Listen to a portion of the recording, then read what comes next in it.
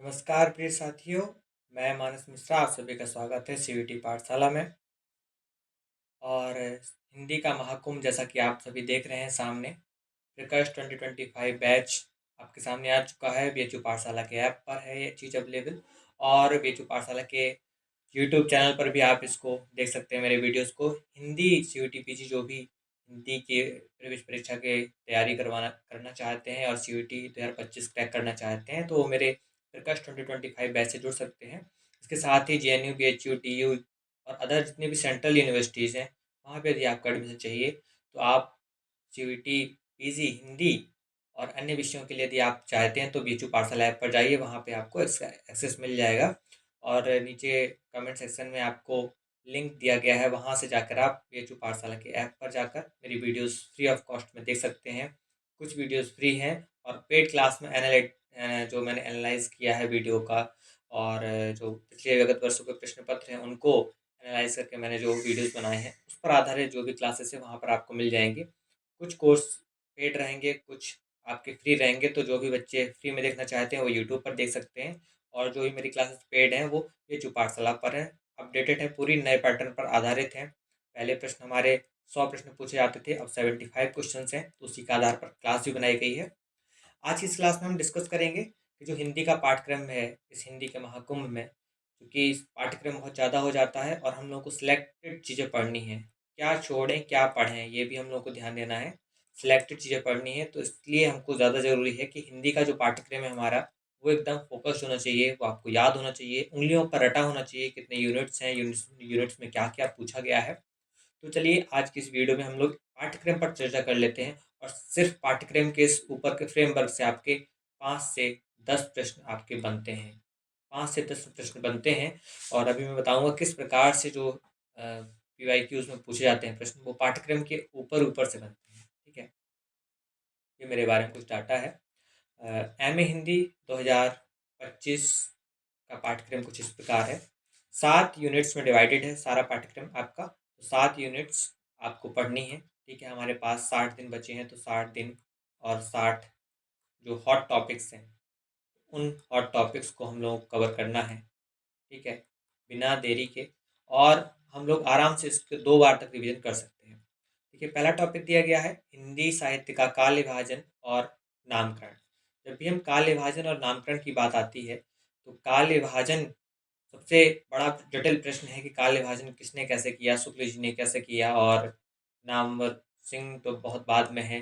Doctor Nagendra ने एक ऐसा नामकरण किया है, हजारी प्रसाद द्विवेदी जी ने नामकरण का क्या किया है। तो ये काल विभाजन और नामकरण में हम लोग पढ़ेंगे। इसमें शुक्ल सबसे पहले गार्सदा तासी, ठीक है, गार्सदा तासी ने नामकरण कैसे किया, तो इन सारी चीज़ों के बारे में ग्रियर्सन का बहुत बार पूछा जाता है, ग्रियर्सन ने विभाजन और नामकरण कैसे किया, शुक्ल जी ने, इन सभी के बारे में हम लोग विस्तृत चर्चा करेंगे यूनिट 1 में।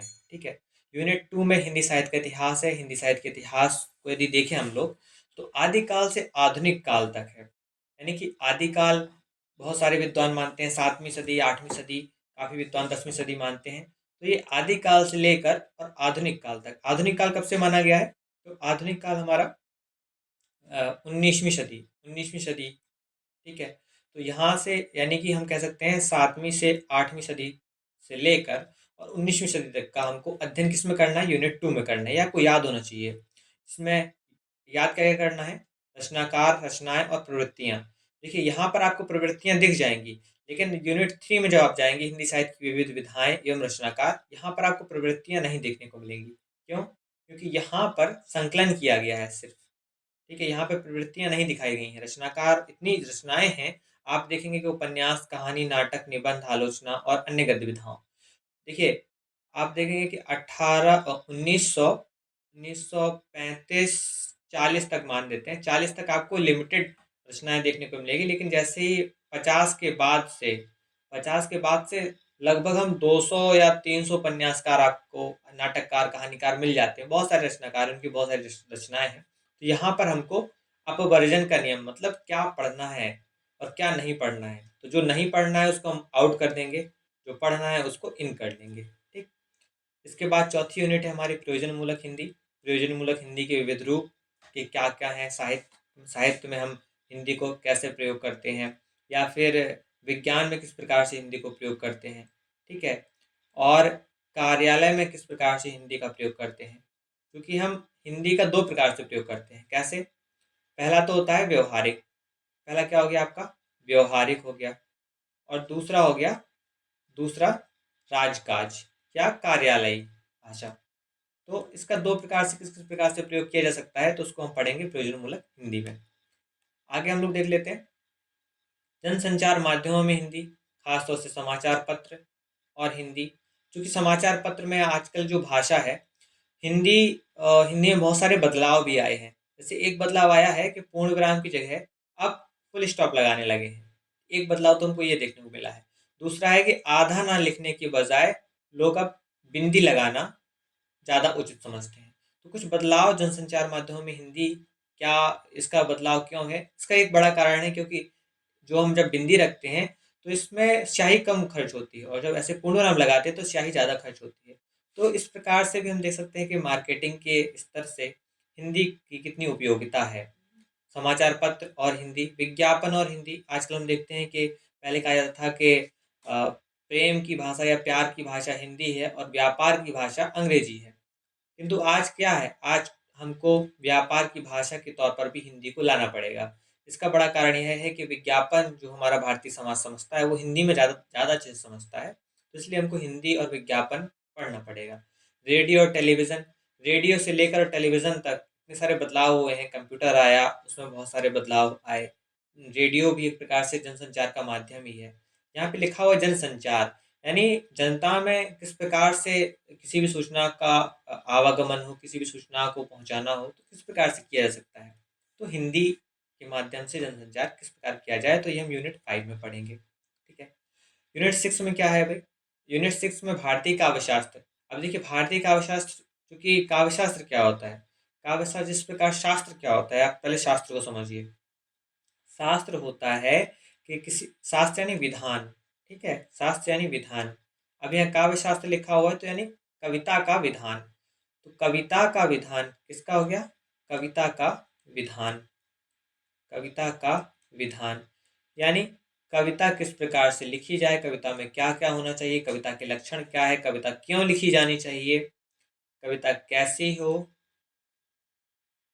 क्यों लिखी जाए, क्या क्या होना चाहिए, ठीक है, और कैसे लिखी जाए। ये सारे प्रश्न हमको काव्यशास्त्र में पढ़ने को मिलेंगे।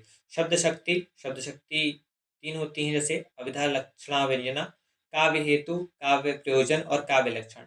इसका मैंने यूट्यूब पे वीडियोस डाला हुआ है, तो आप फ्री में इसको पढ़ सकते हैं। तो ये हो गया भारतीय काव्यशास्त्र यूनिट 6। यूनिट 7 में हम लोग पढ़ेंगे हिंदी व्याकरण, जिसमें संधि, समास, काल, वाक्य विन्यास और ये सारे 4 चीज़ें हमको पढ़ना है। संधि, समास, काल और वाक्य विन्यास। अब हमको सिर्फ संधि के विषय में नहीं पढ़ना है, संधि का संधि कितने भेद होते हैं, संधि के उन भेदों के कितने उपभेद होते हैं, ये भी पढ़ना है। वही चीज़ हमको समास में पढ़ना है कि कौन सा समास किस प्रकार का समास है, कर्मधारय कौन सा है, तत्पुरुष समास कौन सा है, बहुब्रीहि समास कौन सा है, द्विगु समास कौन सा है या द्वंद्व समास कौन सा है, ठीक है। जैसे बोलचाल, बोलचाल, माता पिता, या आप लोग बताइए, माता पिता। इस प्रकार से आ जाएगा तो आप लोग बता देंगे। या फिर त्रिगुण, चतुर्भुज। तो इस प्रकार से यदि प्रश्न पूछेगा तो आप लोगों को बताना होगा कि भाई ये किस प्रकार की समास है। दूसरा है काल। काल में पूछ लेगा कि भाई ये कौन सा काल है, कि वर्तमान काल के कितने भेद होते हैं, ठीक है, या भूतकाल के कितने भेद होते हैं, या फिर भविष्य काल के कितने भेद होते हैं। अब ये नहीं पूछेगा आपसे कि भाई ये बताइए कि वह आम खाता है तो इसका कौन सा काल होगा। इस प्रकार के बहुत इजी प्रश्न पूछना बंद कर दिया उसने। अब पूछेगा कि काल के कितने भेद होते हैं, काल के नहीं, वर्तमान काल के पूछेगा कितने भेद होते हैं, वर्तमान काल के कितने भेद होते हैं। तो भेद आपको पढ़ना पड़ेगा। तो ये सारी चीज़ें मैं पढ़ाऊंगा यूनिट 7 में। वाक्य विन्यास बताऊंगा किस प्रकार से वाक्य विन्यास होता है। तो इन सारी चीज़ों के साथ यदि आप हमसे जुड़ते हैं और अभी यदि आप इस कोर्स को परचेज कर रहे हैं तो आपको ऑफर भी दिया गया है। यहाँ पर 3,500 नहीं देना होगा आपको, मात्र इतना प्राइस आपको देना होगा और अफोर्डेबल है। आराम से आप लोग 60 डेज तैयारी करिए और मैं गारंटी के साथ कह सकता हूँ आपको बेस्ट से बेस्ट सेंट्रल यूनिवर्सिटी में आपका एडमिशन पक्का हो जाएगा। ये मैं इतना कहता हूँ कि जितना मैं बता रहा हूँ पढ़ने के लिए, बस आप यदि उतना पढ़ लेते हैं, बहुत ही सिलेक्टेड मैं पढ़ाने वाला हूँ। इस पूरे बैच में बहुत ही सिलेक्टेड मेथड से मैं पढ़ाऊँगा, क्योंकि मैंने देखा है बहुत ज़्यादा आप लोग पढ़ लेंगे, बहुत ज़्यादा आपके दिमाग में भर जाता है और लास्ट में लगता है कि होता है ना कि ज़्यादा खाना खाना भी खा लिया जाए तो वो वॉमिटिंग होने लगती है। मतलब कि पचता नहीं है, तो उतना भी नहीं खाना है हमको, बस जितना परीक्षा में पूछा जाना है उस हिसाब से हम लोग को पढ़ना है। और इस पढ़ने के क्रम में हम लोग पीवाईक्यूज़ लगाएँगे, पर डे प्रैक्टिस सेट करेंगे, ठीक है? उससे आपकी जो गति है, प्रश्न करने की गति है, वो भी आपकी विकसित हुई, क्योंकि पहले आपके पास समय ज़्यादा था, अब आपको मात्र 105 मिनट बचेंगे मिलेंगे मतलब। आपको 105 मिनट में सारा पेपर सॉल्व करना है, 75 प्रश्न रहेंगे। तो आपको समय भी ध्यान देना है, आपको दिन में भी ध्यान रखने हैं और आपको अपना पाठ्यक्रम भी याद रखना है। तो मिलते हैं अगले वीडियो में।